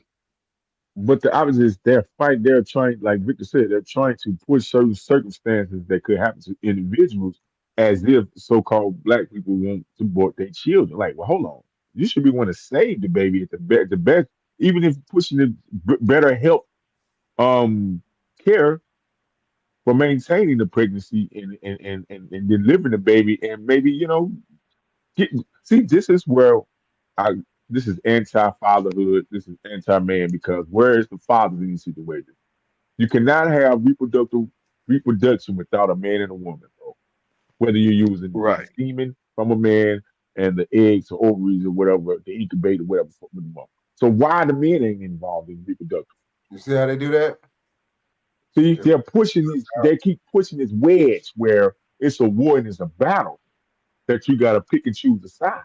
You got to pick if you're gonna be masculine, or you're gonna stand with the feminists. What? It's gonna be hard to get out of this because people have been through so much trauma and drama in their own personal life, and people identify with the trauma, but they don't know the backstory of why these politicians and why they publicly pushing some of this stuff. Because Roe v. Wade was built off a lie anyway. Why she didn't tell the original story? It was built off a lie. That's why they had to go in there and rechange after 50-some years. They should have been going in there to correct that. Well, see, this is well, I'm just glad people is doing their own homework and research and not just going on with the mainstream media has been saying. And this is why they I think a large part of it is that a lot of black women are starting to recognize what this whole issue of abortion is all about. Hardly, how often does the life of a mother come into question? I'm not saying that it don't happen, but I mean, to listen to them, they make it seem like every time a woman gets pregnant, it's a lot, her life is threatened. And that just can't be the case because that's a natural process. She has sex with a man, she gets pregnant, and she go to term for 9 months, deliver the child. Of course, there's going to be issues from time to time. You're going to have these situations and circumstances, but they have used this issue. I listen, Labor Day weekend, I was at a family member's house for a cookout, and he and I were just sitting in the backyard. He was cooking on the grill, and he started talking about this particular issue. And I mean, dude, I had to tell the man, calm down. He talked about they won't even let a woman have it. They don't want them to have an abortion, even in the case of a rape. I'm like, dude, calm down. And I told him my position. He said, well, what you think about a woman being raped? I said, well, listen, I said, the child is still a human being. And that's the problem. We dehumanize the unborn child. But here's the purpose though. Here's the real thing though.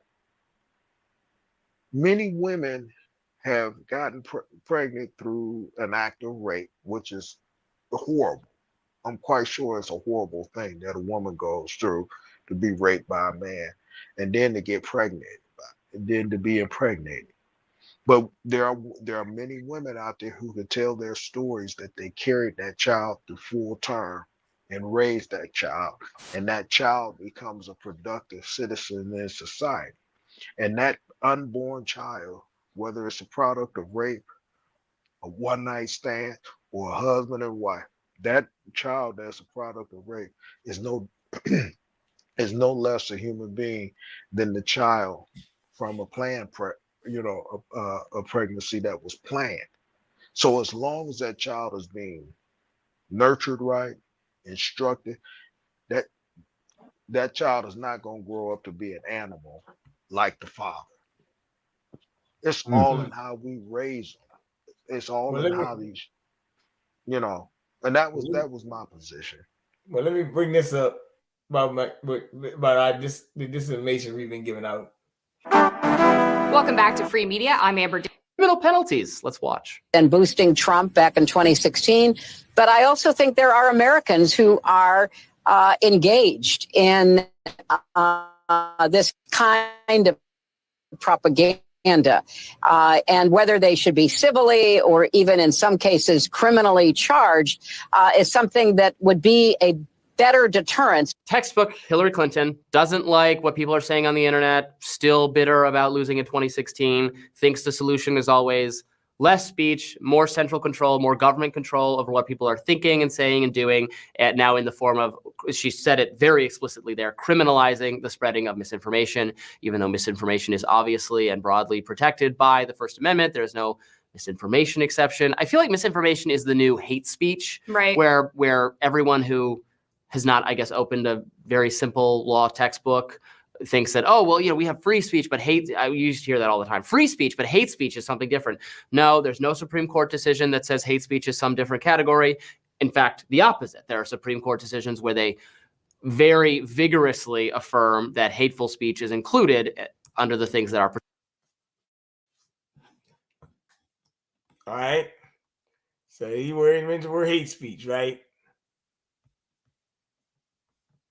Now, so she's saying that people are messing around with Russia and, you can't lock up people in Russia as easy as the America. So you need to start, criminal.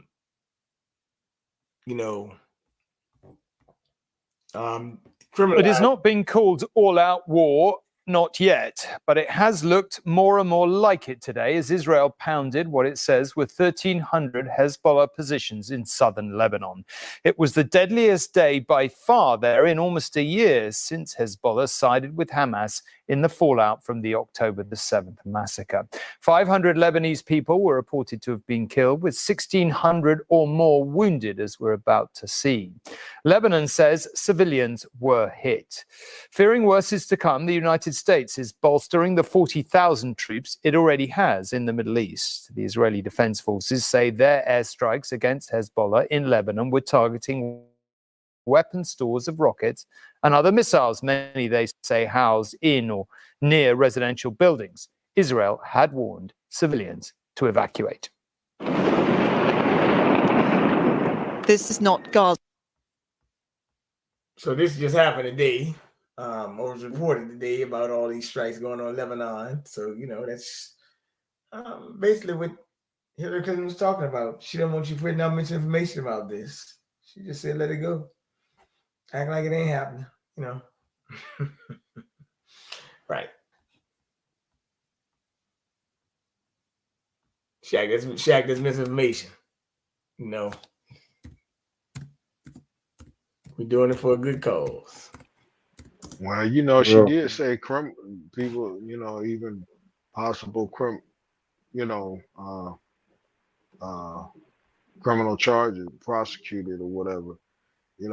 Good evening. We're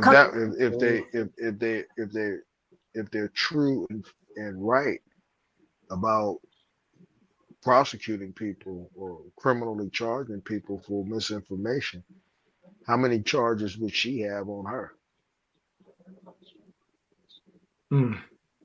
Well, there's a manhunt in the way in Alabama, guys. Frank, you ready? The mass shooting? Yeah.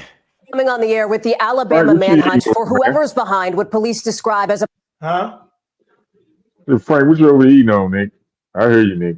possible murder for hire plot that led to a mass shooting in Birmingham. 4 people killed, 17 others hurt, dozens of shots fired in that alleged targeted hit. You can see the chaotic scene overnight outside a cigar lounge not far from the University of Alabama at Birmingham. The search is now on for multiple suspects, with local police working with federal law enforcement and the mayor pledging to do everything they can to take these killers off the streets.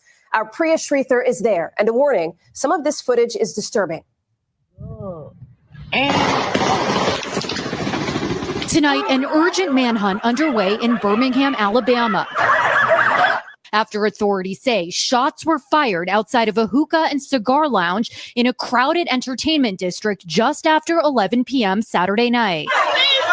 Officials say multiple suspects got out of a vehicle and opened fire, killing 4 and injuring 17 others. You got to go that way. You got to go that way. Authorities believe the attack was targeted and say a fully automatic weapon was used before the suspects fled the scene by vehicle. We believe the individual that was targeted is among the deceased.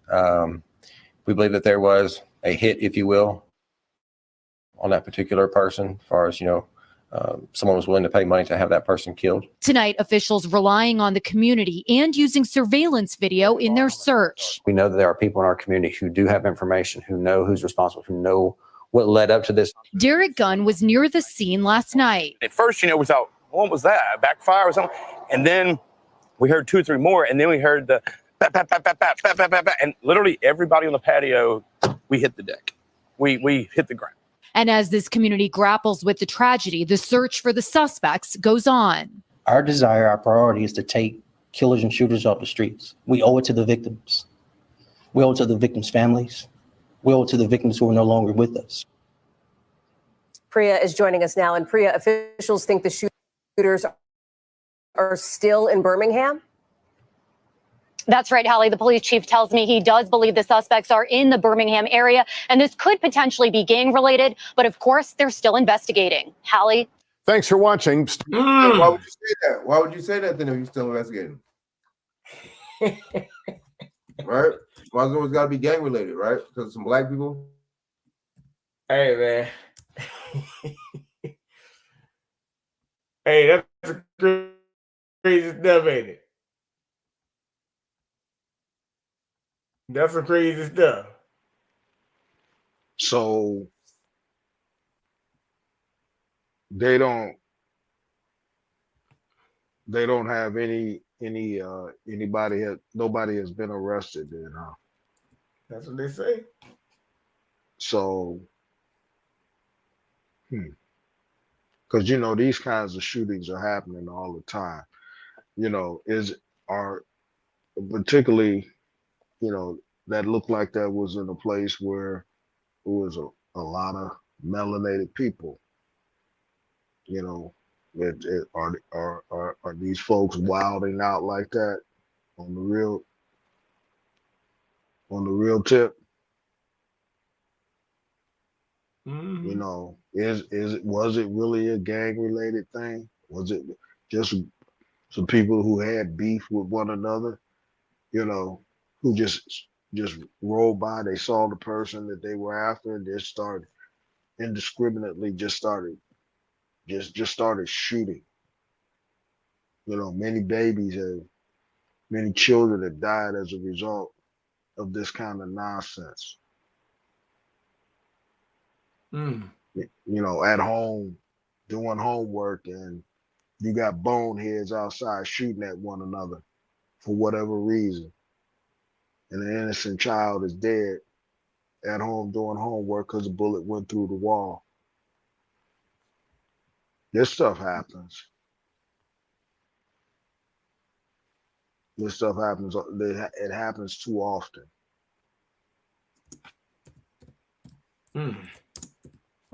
Well, it does happen. Just seem, just that's what they're talking about now. Let me see. So they had listeria outbreak in here, but so as you know, there a couple of days ago, my phone was messed up. It's still, sometimes dropping calls and stuff. They've had some network issue around here in certain areas of Richmond and surrounding areas. I can't and my phone will just go out of service, but for the most part, it's getting better since they reset the network. I let Frank talk to them, but they said they've been working on a lot of towers, right? So I said, well, wait a minute, they've been working on a lot of towers around here. She's like, yeah, we've been putting tickets in. So I said, well, wait a minute. Well, if they're saying only they putting up a lot of towers, doesn't that mean COVID is going back up? Or the flu?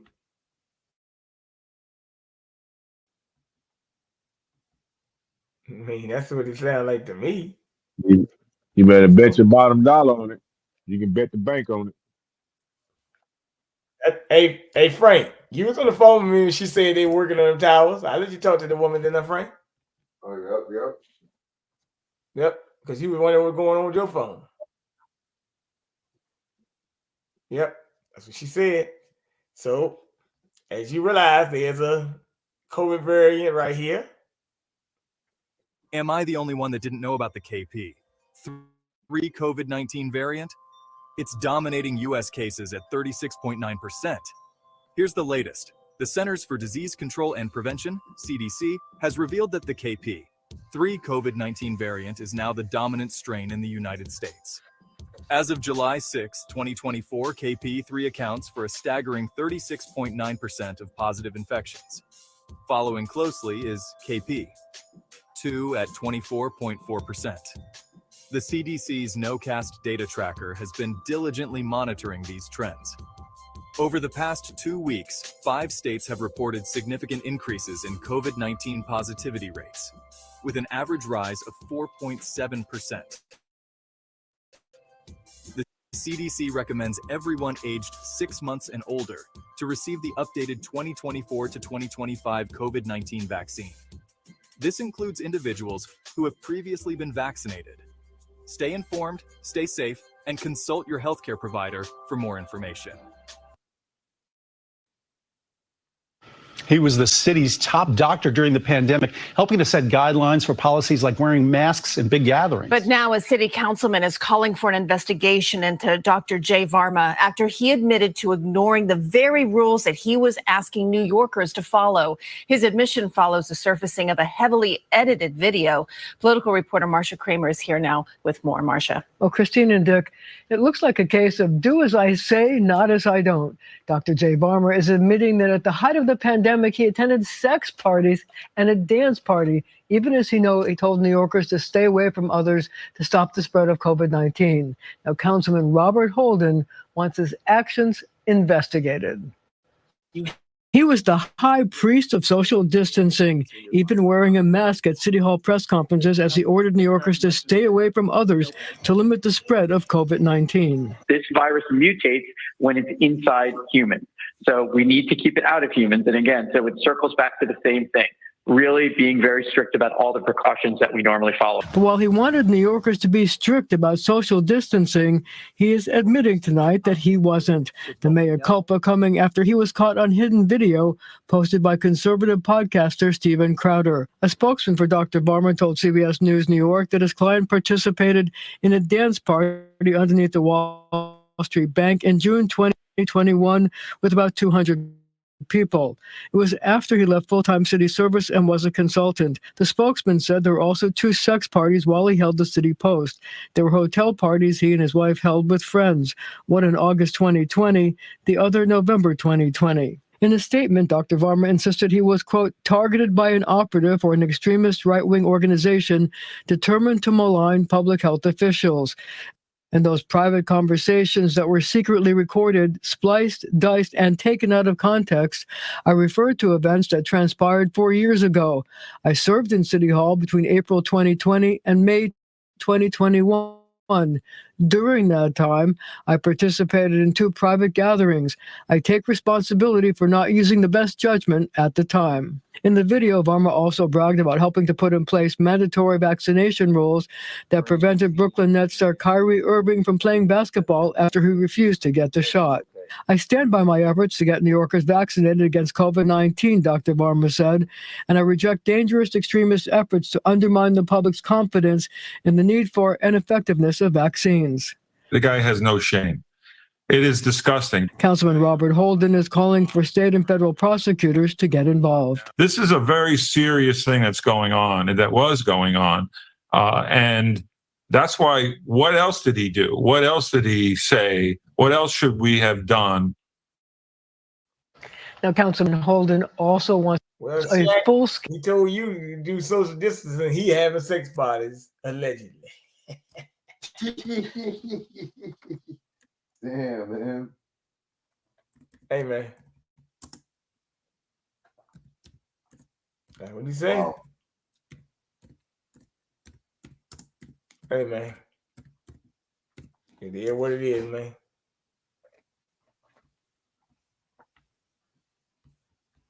I mean, hey, man, you gotta look at it, man. That's some wild shit. Niggas getting their freak on, man. They ain't worried about no. Hey, man.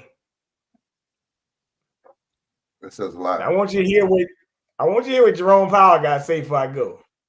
Hello, I'm Laura Castleton with Janus Henderson Investors. For 90 years, we've worked to help our clients achieve superior financial outcomes and fulfill our purpose of investing in a brighter future together. To learn more, go to janushenderson.com. Thank you, Colby Smith with the Financial Times. I'm just following up on Gina's question on rising unemployment. Is it your view that this is just a function of a normalizing labor market amid improved supply, or is there anything to suggest that something more concerning perhaps is taking place here, given that other metrics of labor demand have softened too? And I guess in direct follow-up to Gina is, why should we not expect a further deterioration in labor market conditions if policy is still restrictive? So I think what we're seeing is clearly labor market conditions have cooled off by any measure, as I talked about in Jackson Hole. And but they're still at a level. The level of those conditions is actually pretty close to what I would call maximum employment. So you're close to mandate, maybe at mandate on that. So what's driving it?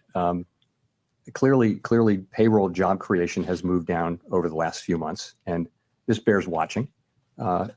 Meant by many other measures, the labor market has returned to or below 2019 levels, which was a very good, strong labor market. But this is more sort of 2018, 17. So the labor market bears close watching, and we'll be giving it that. But ultimately, we believe, with an appropriate recalibration of our policy, that we can continue to see the economy growing, and that will support the labor market. In the meantime, if you look at the growth in economic activity data, retail sales data that we just got, second quarter GDP, all of this indicates an economy that is still growing at a solid pace. So that should also support the labor market over time. So, but again, it bears watching, and we're watching. And just on the point about starting to see rising layoffs, if that were to happen, wouldn't the committee already be too late in terms of avoiding a recession? So our plan, of course, has been to begin to recalibrate. And as you know, we're not seeing rising claims. We're not seeing rising layoffs. We're not seeing that. And we're not hearing that from companies that that's something that's getting ready to happen. So we're not waiting for that, because there is thinking that the time to support the labor market is when it's strong, and not when you begin to see the layoffs. There's some lore on that. So that's the situation we're in. We have, in fact, begun the cutting cycle now, and we'll be watching, and that'll be one of the factors that.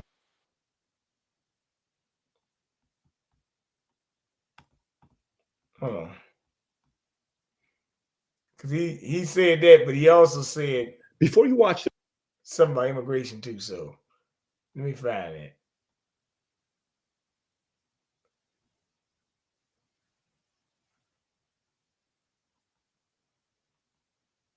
Yeah, but he talking about the immigration basically. That's what he talking about there.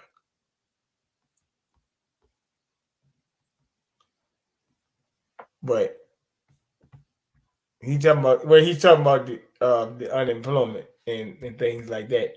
But he's lying about them companies not laying off though. That's a damn lie. He lying like hell about that. So I'm just gonna keep that real. Now I gotta find that video because he was a specific part that he said about the. I'm gonna have to find it because he actually said something about it. But it goes to show you they're lying in your face. But the Fed, like it or not, did cut rates last week. So that goes to show you. A lot of people saying it's political. So I don't know why things so hard to find though. But they did cut rates. I do know that much.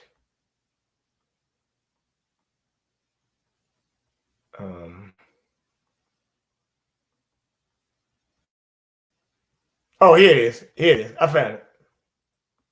interest rates. 11 times in 6 months, we raised the rates. Never in the history of America have we done this.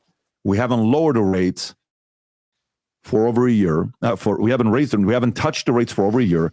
And the last time we lowered the rates was 4.5 years ago, March of 2020. Rob, if you have Jerome Powell making this announcement, he comes out. Everybody's expecting a quarter of a point. It's not going to be anything. It's only going to be a quarter of a point. We're even talking about it. You said 50-50. I said right? 50-50 for a half a point. Yeah. And then all of a sudden, he says, nope, we're going to a half a point. Tom, I have a chart I want to show after you're done, but I want to hear your reaction when you saw this. Well, so I was a little bit, so I was 50-50. So was I super surprised? No. But was I somewhat surprised? Sure, because I was 50-50. And what everyone had been looking at, all the Fed watchers, and I get away from all the chaff, and I try to signal the noise ratio. I try to get the signal and cut out the noise of a lot of the chatter. And what was in the signal was that there's a lot of these labor statistics and unemployment. The Fed's going to go faster on rate cuts if it's worried about unemployment or a stagnating economy, like slowing down. So recession, unemployment, whoops, got to drop the rates. Well, recession, everybody's been thinking it's recession or thinking we're in a structural recession right now, but it's light. And the labor numbers keep getting revised. So everybody, including the Fed, had been saying, some of these labor statistics, it's troubling to see them revised. And we've even covered it here. Mm-hmm. Remember, what was it, Pat? 1 month ago, they were missing 100,000 jobs. They came back a week later. Oh, yeah, we're sorry. It really was 100,000 different. Sorry. Meanwhile, the White House took credit for creating all these jobs, and they revised it a week later. So with all that jobs data and the potential recession, that was the 50% of me that said, you know what, he may go to half a point there to protect the economy. I get that, Tom. But so the average person right now, maybe let me read this thing and I'll tee you off with this one here. Okay. So the stock market dipped after historic Fed NPR here, 4 ways Federal Reserve big Dougherty, Federal Wells Fargo's economist predicts that rates remain around 6 and becomes the following. Okay. The question becomes. I might find that one later on. But he did mention immigration labor market, and he mentioned also that he said something about unemployment as well. But the Fed did cut rates last week. So that's something that people need to know. So They cutting that gas price dropping, that everything's starting to drop. Of course, it's political. But anyway, that's what it is. All right, Right, all of a sudden, because of the election, all this stuff was dropping, right? Hey man, early voting started in Virginia last week. Matter of fact, last week you had National Black Voter Day, and they had all these NFL players and whatever back, Kamala Harris and Walsh and all that stuff. That happened Friday because ESPN was at Howard University. First Take was at Howard University. Excuse me. Shannon Sharp and Stephen A. Smith, whatever. But anyway, Frank, go ahead and share the information. All right, man. Word. Good information, good show, man. Y'all can hit me up at XX Frank Nitty XX, YouTube, Instagram, Frank Jones 8115. All right, salute. So go ahead, Frank, share the information.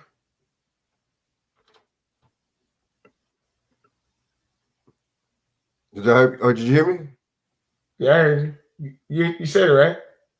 Yeah, yep. I mean, Shaq. Word, man. You know, I'm reading this message. I see chick on Facebook. She posted. She really think John Legend's wife is beautiful, bro. I had a guy say that. I had a guy tell me that too, man. I had a guy who tell me that. I was like, no, bro. Beautiful wife, Chrissy.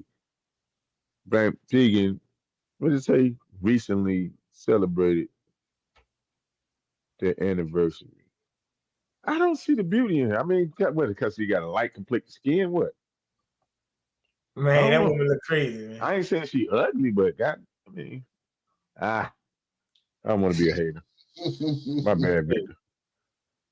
No, sometimes I be bad. Yeah, man, I can tap in with your boy, man. Victor, man, you gotta get Instagram so we can go live on Instagram, man. I do, but I don't. Yeah, man. I done forgot. I haven't used it, man. So I don't even.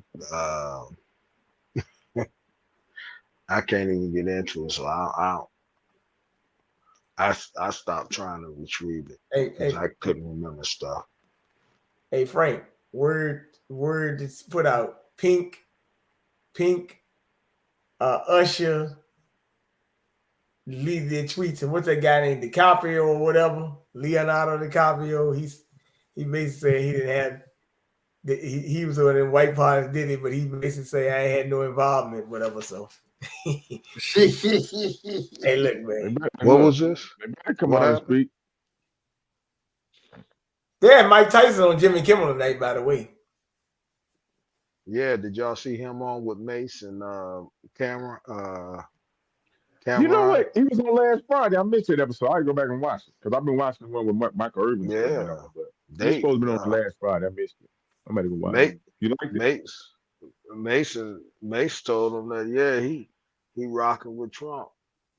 So did Tyson.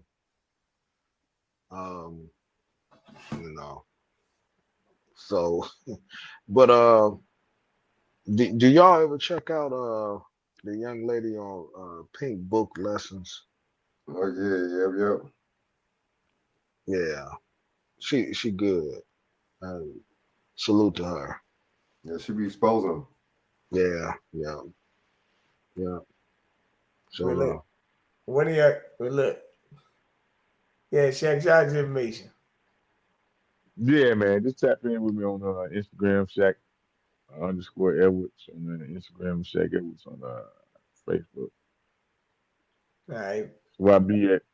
Matter of fact, y'all can go look at I dropped some information, man, in honor of prostate cancer since ain't nobody else talking about the man's reproductive rights. Guess I got to be the one speaking for the men. So go check out Instagram and check out the live I did earlier today. And go check out Victor's favorite men's health sexologist, Dr. Rachel Ross, because I played a couple of videos. Well, I gotta get you. I gotta get a woman on fly. here. I gotta I gotta get a woman on here. Try to do that tomorrow. Get a woman on here. We're gonna talk about we gotta talk about breast cancer month before it happened and prostate cancer at the same time. So it is what it is. But not at the same time. They wait their damn time. They wait their turn. Wait a minute, man. They wait their turn. Damn it. They gotta speak up for it coming because if we didn't get to it, it's gonna be like a shit show.